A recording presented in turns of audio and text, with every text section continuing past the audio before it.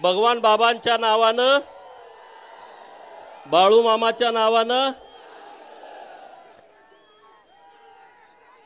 मराठवाडा ही क्रांतिकारकांची भूमी आहे आणि या क्रांतिकारकाच्या भूमीमध्ये बीड जिल्हा क्रांतिकारी आहे। संत भगवान बाबाच्या पावन स्पर्शानं पावन झालेली ही भूमी आहे। कवी मुकुंदराज यांचा सहवास या भागाला लाभलाय। निजामांच्या विरोधामध्ये बंड करणारे, निजामांना पळती भुई थोडी करणारे नवसाजी नाईक आणि धर्माजी प्रतापराव हे पण याच मातीत जन्मालेले आहेत आणि ज्यांच्याकडे बघून, ज्यांचा आदर्श घेऊन व्यासपीठावरती भुजबळ साहेब सोडून जे बाकीचे तरुण मंडळी आहेत, हे जे सत्तेचं पाणी चाकतायत, ज्यांचा आदर्श घेतला, ज्यांचं नाव घेतलं तर 12 हत्तीचं बळ येत आहे, असे ओबीसीचे नेते स्वर्गीय गोपीनाथरावजी मुंडे साहेब आज आमच्या अधिकारावरती गदा येते। आमच्या हक्काचं संरक्षण करण्यासाठी मागच्या 2 वर्षापूर्वी कुणाची बोलायची हिम्मत होत नव्हती।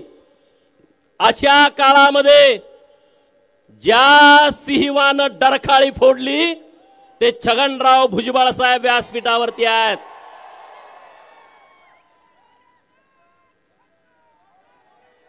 राज्याचे माजी मंत्री ज्यांच्या शब्दाला धार आहे असे माननीय धनंजयराव मुंडे साहेब व्यासपीठावरती आहेत। माननीय प्रकाशांना, लक्ष्मणराव हक्के साहेब, बाकीचे सगळे मंडळी, मी आता वेळ जास्त घेत नाही। मित्रांनो, मी पश्चिम महाराष्ट्रातून आलो आहे। 1962 ला इंग्रजांच्या विरोधामध्ये लढणारे क्रांतिसिंह नाना पाटील सातारा लोकसभेमध्ये हरले, परंतु 1967 ला याच भूमीनं त्यांना लोकसभेमध्ये पाठवलं होतं। याचा सर्वस्वी अभिमान माझ्यासारख्या कार्यकर्त्याला आहे। मित्रांनो, भुजबळ साहेबांच्या नेतृत्वात इथं एक एल्गार सभा मागे झाली होती आणि आता दुसरी एल्गार सभा माननीय भुजबळ साहेबांच्या नेतृत्वामध्ये आपल्या या बीडच्या भूमीमध्ये होते आहे। भटका विमुक्त, ओबीसी, मायनर ओबीसी 346 जाती आहेत। मित्रांनो, आज आपण सगळ्यांनी एक दिलानं, एक मनानं भुजबळ साहेबांच्या पाठीमागे राहण्याची नितांत आवश्यकता आहे। मान्य आहे का तुम्हाला? कुणाकुणाला मान्य आहे? हात वर करा सगळे। मीडियावाले मित्रांना माझी विनंती आहे, ते आमच्यामध्ये भांडणं लावू पाहतायत, जरा हात थोडा वेळ वर धरा। ते आमच्यामध्ये भांडणं लावू पाहतायत, ते म्हणजे 346 जातीचा एकटाच नेता कसा? अरे बाबांनो, आमच्या सगळ्यांचं ठरलंय, आमचा नेता एकच आहे, माननीय छगन भुजबळ। कुणाची काय अडचण आहे का?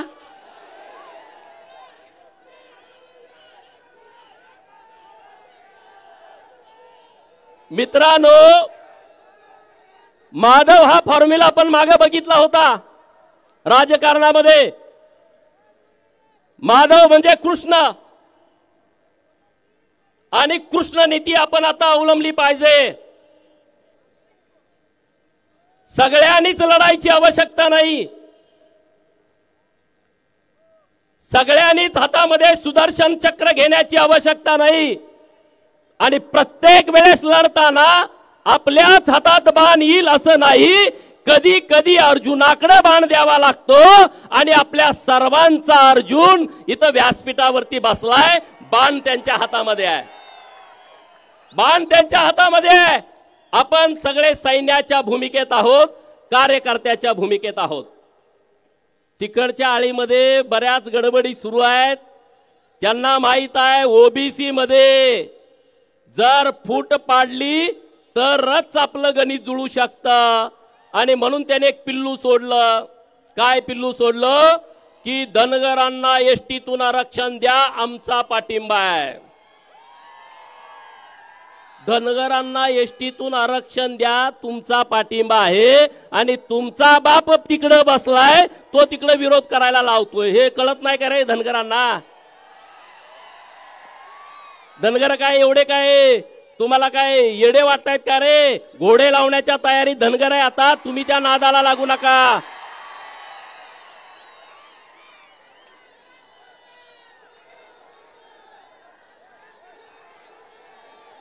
धनगरांना दोन भूमिकेत जावं लागणार आहे. धनगर समाजाच्या एसटी आरक्षणाची अंमलबजावणी करणं हे धनगरांच्यासाठी प्राथमिकता आहे.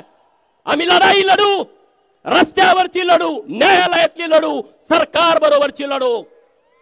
धनगरांच्या एसटी आरक्षणाची अंमलबजावणी करणं ही आमची प्राथमिकता आहे.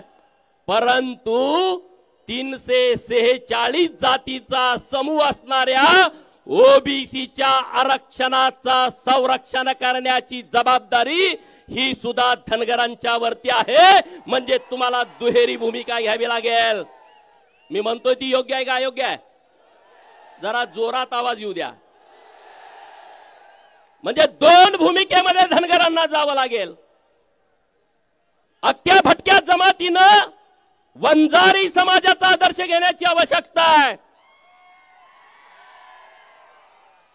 लढायचं कसं, उभा कुठं राहायचं, अधिकारी कसं व्हायचं, हे वंजारी समाजाकडून सगळ्या ओबीसी आणि धनगरांनी शिकला पाहिजे.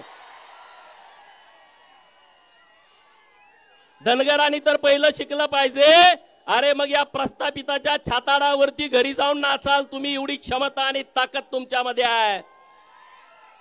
माझा माळी समाज एकजूट आहे, परंतु शांत आणि संयमी आहे. आणि म्हणून हे महादेव भुजबळ साहेबांच्या उपस्थितीमध्ये मी त्यामध्ये काही विषय जोडणार आहे. माळी धनगर वंजारी हा माधव आता आपल्याला तो माधव राव करावा लागणार आहे. म्हणजे माळी धनगर वंजारी रामोसी आणि वडार हे समाज आपल्या बरोबर जोडून छोट्या छोट्या समाजाला, बंजारा समाज आपला मोठा आहे, एसटी आरक्षणाची मागणी आहे, हा आम्ही आमच्यात काही करू, आमचा पाठिंबा या सगळ्या विषयाला. परंतु ओबीसीची चळवळ खिळखिळी करण्यासाठी एका बाजूला धनगरांना पाठिंबा द्यायचा. पाठिंबा कोण देतोय? तो कारखानावाला. काय नाव त्याचं? अरे त्याच्या गावामध्ये अहिल्या देवीचा पुतळा लावायला ह्या अवलादीनं विरोध केला. तो झेंडा लावायला देत नाही आणि तो धनगरांना आरक्षण द्या म्हणतोय. हाकेसराच्या गाडीवर दगड टाकणारा गेवराईतला म्हणतोय धनगरांना आरक्षण द्या. अरे काय आम्ही एवढे येडे राहिलोय काय? हा, म्हणजे ओबीसीचं सगळं आरक्षण केलं पाहिजे, धनगर बाजूला पडला पाहिजे. माळी समाजाला एकटं पाडायचं आणि वंजाऱ्यांना शिव्या द्यायच्या, हा तुमचा एक कलमी कार्यक्रम चाललाय. समाजाला कशा काय शिव्या देऊ शकता रे? कसं काय तुम्ही देऊ शकता समाजाला शिव्या एखाद्या? आणि म्हणून हे इथून पुढच्या काळामध्ये आपण खपून घ्यायचं नाही. खपून घेणार का? अरे दोन नेते आपले ओबीसीचे आहेत. छगन भुजबळ साहेब एकदा बोलले होते प्रेसमध्ये की बाबा आज आमच्या आरक्षणावरती एवढी गदा येते. गोपीनाथराव मुंडे साहेब आज हयात नाहीत. दोघंही आपले वाघ लढत होते. मित्रांनो, मुंडे साहेबांसारखा एक राजबिंडा नेता आपल्याला लाभला होता. एखादा सुपरस्टार सुद्धा मुंडे साहेबापेक्षा कमी देखणा असेल. व्यासपीठावर बसले आणि कंगवा फिरवायला लागले ना, आपण बघत राहायचो. बोलायला लागले तर ऐकत राहायचो. असे दोन नेते आपल्याला मिळालेत मित्रांनो. आणि म्हणून आपल्यात घाई गडबड करायची नाही. आपल्यात फूट पाडायचा प्रयत्न सुरू आहे. सतरंजीवरती बसायची वेळ आली. मला सांगितलं संयोजकांनी, गोपीचंद सतरंजी उभास, मी मांडी घालून खाली बसणार. कारण ओबीसीचा हक्क महत्वाचा आहे, ओबीसीचं संरक्षण महत्वाचं आहे. आपण सगळे नेते होऊ शकत नाही. आपण सगळे राजकारण यात आणायचं नाही. आपला ओबीसी चळवळीचा एकच नेता आहे आणि तो छगन भुजबळ साहेब आहे. आणि छगन भुजबळ साहेब ठरवतील ती दिशा आपली आहे. हे तुम्हाला मान्य आहे ना? मान्य आहे का सगळ्यांना? हात वर करून जोरात सांगा. मग आता भुजबळ साहेब तुम्ही ठरवाल ती दिशा आहे आणि त्या दिशेच्या सोबत आम्ही सगळेजण आहोत. अरे सरसकटचं प्रकरण आलं, सरसकटचं प्रकरण आलं. आमच्या मामीला द्या, मामाच्या मामीला द्या, मामीच्या काकाला द्या, काकाच्या पुतण्याला द्या. अरे काय सरसकट प्रकरण गेल्या वर्षी आलं, त्याचं एवढं वादळ उठलं. भुजबळ साहेबांच्या नेतृत्वात आपण सगळे एक झालो आणि बाबांनो ते सरसकटचं प्रकरण जागच्या जागी थांबलं. थांबलं की नाही थांबलं? नाहीतर आता सगळे आम्ही हे आहे आम्ही ते. आता मग तुम्ही कसं काय रे? तुम्हाला कमीपणा वाटत नाही का आमच्या बरोबर बसायला? हा, गरीब मराठा समाजाच्या विरोधामध्ये ना मुंडे साहेब होते, ना भुजबळ साहेब आहेत, ना गोपीचंद पडळकर आहे, ना धनंजय मुंडे साहेब आहेत. गरीब मराठा समाजाच्या विरोधात आम्ही कधीच नाही. जे तुम्हाला वेगळं आरक्षण दिलंय त्या वेगळ्या आरक्षणाचं आम्ही सगळे समर्थन करतो. करतो की नाही? वेगळं आरक्षण आहे नाही तुम्हाला ओबीसी विरोध करतोय, ओबीसी विरोध करतोय. मीडियावाल्या मित्रांना माझी विनंती आहे, ओबीसी सगळा समाज गरीब मराठा समाजाला, मागासल्या मराठा समाजाला जे वेगळं एससीबीसीचं आरक्षण दिलंय त्याचं आम्ही कालही समर्थन करत होतो, आजही समर्थन करतोय आणि उद्याही समर्थन करणार आहे. आम्ही गरीब मराठा समाजाच्या विरोधात नाही, पण गरीब मराठा समाजाचं भांडवल करून जो प्रस्थापित मराठा समाज आहे तो आमच्या सुताराचं, कुंभाराचं, लोहाराचं, घिसाड्याचं, गावगाड्यातल्या राहणाऱ्या छोट्या छोट्या समाजाचं सरपंच पद हिसकावू पाहतोय, याला आमचा विरोध आहे. म्हणे सुताराचा पोरगा सरपंच झाल्यावर आम्ही कसं पुढे बसणार? मी चंद्रकांत दादांचं खरं तर अभिनंदन करेन. त्यांनी सांगलीच्या कार्यक्रमामध्ये भूमिका घेतली. या महाराष्ट्रामध्ये जे आरक्षणाचं राजकारण सुरू आहे त्यांना गरीब समाजाची लोक सरपंच पदावरती बसलेली आवडत नाहीत, त्या खुर्चीच्या पुढे बसायला लाज वाटते आणि म्हणून हे आरक्षणाचा हा घाट त्यांनी घातलेला आहे. पण हा सगळा समस्त ओबीसी समाज तुमचा हा घाट हाणून पाडणार आहे. ओबीसीच्या चळवळीमध्ये येताना अरे समोरनं लांडग्याचं कळप अंगावर यायला लागलाय, लांडग्याचा कळप तो तुमच्यावरती अटॅक करायला लागलाय आणि आपण म्हणतोय नाही नाही आम्ही सर्व समावेशक आहे, आम्ही नुसतं ओबीसी नाही, आम्ही सर्व समावेशक आहे. लांडगा तुमचा आता गळा घोटणार आहे आणि आपण म्हणायचं का आम्ही सर्व समावेशक आहे? अरे आपल्या हातात आहे ते फेकून मारलं पाहिजे आणि सांगितलं पाहिजे मी ओबीसी आहे. अरे तुम्ही जरी नाही सांगितलं तर ते म्हणतातच ना. आणि म्हणून मला धनगर सांगायला मला कधी कमीपणा वाटत नाही, लाज वाटत नाही, मला अभिमान वाटतो. मी धनगर आहे पण ओबीसी आहे. मला पत्रकारांनी प्रश्न विचारला आल्या 4 दिवसापूर्वी तुम्ही हिंदू सभेला आलता, आज तर तुम्ही ओबीसी सभेला आलाय. 4 दिवसापूर्वी मी बीड मध्ये आलो होतो. कंधों से आगे छाती नहीं होती, कंधों से आगे छाती नहीं होती, धर्म से बढ़कर जाती नहीं होती. आणि म्हणून परवा आलो होतो धर्माचा विषय होता आणि आज आलोय माझ्या जातीचा ओबीसी लोकांचा विषय आहे आणि त्याचं संरक्षण करण्यासाठी भुजबळ साहेबांच्या पाठीमागे घोषणा देण्यासाठी कार्यकर्ता म्हणून आलो आहे. आणि पुढे नेहमी येणार आहे मित्रांनो, नेहमी येणार आहे, नेहमी येणार आहे. आणि तुम्ही सगळे गावातले एक व्हा, सगळे एक व्हा. गावातले वाद सगळे संपून टाका. किंवा असा आहे तो तसा आहे, ह्यो अमकाय ह्यो तमकाय, हे राजकारण ते राजकारण. आणि आपल्यामध्ये जर भांडत बसला ना माती होऊन जाल, माती होऊन जाल. अत्यंत जबाबदारीनं मी बोलतोय, अत्यंत जबाबदारीनं मी बोलतोय.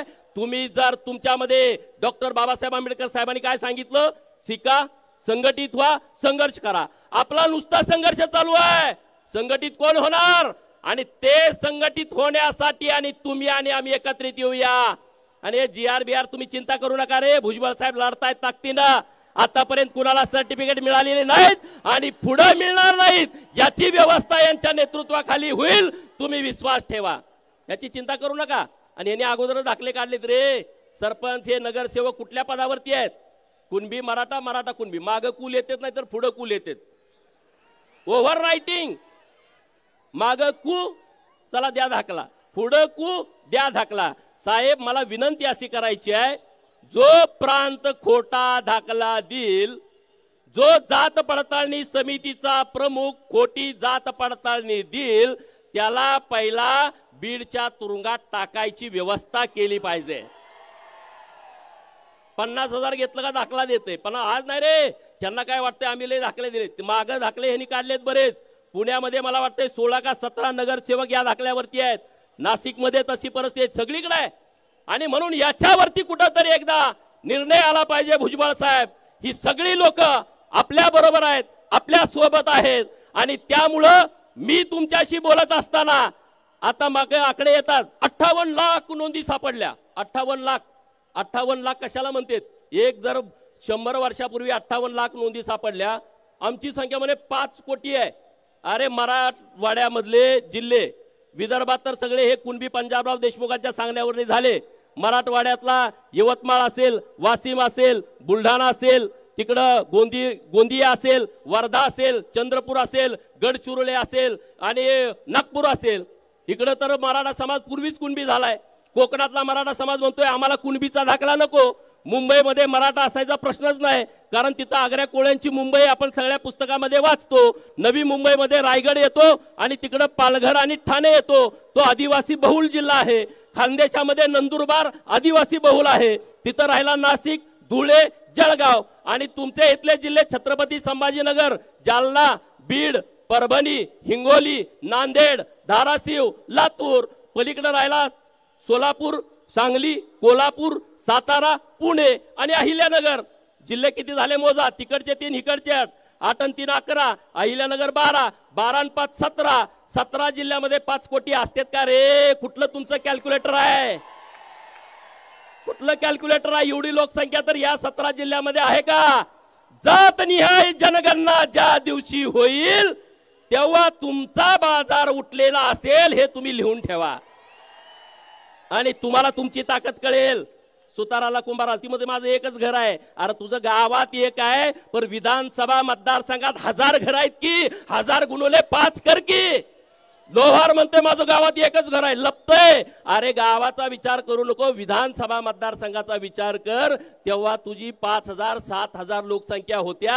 आणि या महाराष्ट्रामध्ये असे कितीतरी आमदार आहेत की जे 5000च्या आत निवडून आलेत. एकटा लोहार एखाद्या आमदाराला पाडू शकतो, एवढी हिंमत तुमच्यामध्ये आहे रे. पण तुम्ही म्हणताय जाऊ द्या, ते भुजबळ साहेबाचं काम आहे. अरे भुजबळ साहेबांचा 78वा वाढदिवस झाला परवा. सगळे उभा राहून त्यांना वाढदिवसाच्या शुभेच्छा द्या. सगळे उभा राहा. भुजबळ साहेब हे 100 वर्ष 100वा वाढदिवस करण्यासाठी या महाराष्ट्रातल्या गरीब लोकांच्या तुम्हाला शुभेच्छा आहेत.